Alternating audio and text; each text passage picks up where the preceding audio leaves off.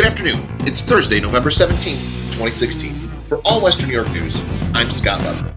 Sunny today with a high near 54 and an overnight low around 46. Much warmer tomorrow, almost 70. Then cooler again. Snow is likely Saturday night into Sunday. What's in the news? A new brewery is coming to Niagara Street in Niagara Falls.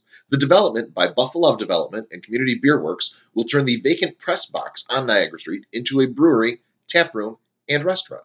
It will be the first brewing operation in Niagara Falls in 75 years. Attorney General Eric T. Schneiderman released a statement this morning after reports that the presidential transition team is considering ways to dismantle state consumer and investor protection statutes, also known as blue sky laws, which he says, quote, root out the worst type of fraud, corruption, and abuse on Wall Street, unquote, and other industries.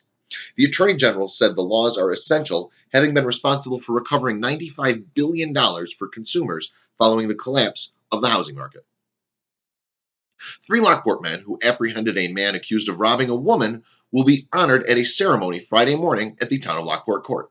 The 10 a.m. ceremony will honor Daniel Bronson, Patrick Ellinger Jr., and Patrick Ellinger III, who chased the would-be thief from a Lockport business on November 5th and then held him until police arrived.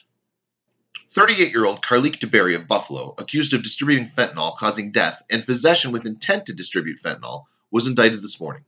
The charges carry a mandatory minimum penalty of 20 years in prison, a maximum of life, and a $1 million fine. The U.S. Attorney's Office says in February, DeBerry distributed a quantity of fentanyl that was then used by an individual identified as RG, resulting in RG's death.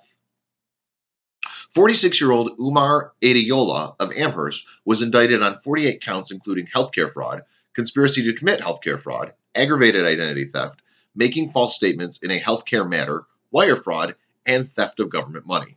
The charges carry a maximum penalty of 22 years in prison and a $250,000 fine, according to prosecutors. Police news.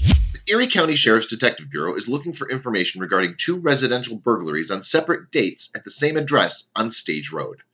The Sheriff's Office says that in both cases, large amounts of jewelry were taken. Anyone with any information is encouraged to call ECSO at 716-858-2903 or Crime Stoppers at 716-867-6161.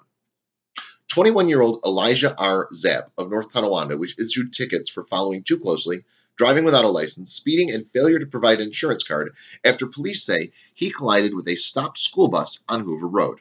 According to New York State Police, troopers responded to the crash scene about 2:41 p.m. yesterday, and once there determined that Zapp was traveling southbound on Hoover Road just south of Raymond Road, when a Niagara Wheatfield school bus with 29 children aboard was dropping off children with its red lights flashing and stopped.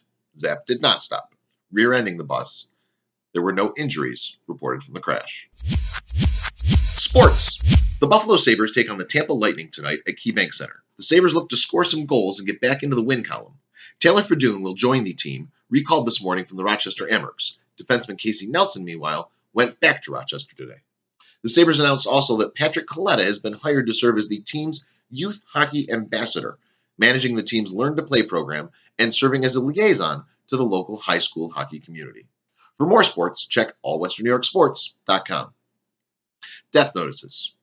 John Bayati died Tuesday at the age of 64. Janet W. Harvey died Tuesday at the age of 86. Brandon Lee Michael Woods died Tuesday at the age of 19. Elizabeth Betty Lou Biter died Sunday at the age of 91. And Helen P. Skarpinski, who died August 31st at the age of 88, will have a memorial in her honor on November 26th. Bob Comfort's column, Exploring the Niagara Frontier, explores this morning gift ideas for outdoor enthusiasts. There's also a picture of a bear. People love bears. People don't necessarily love me. They like the news. For All Western New York News, I'm Scott Leather. Have a great day.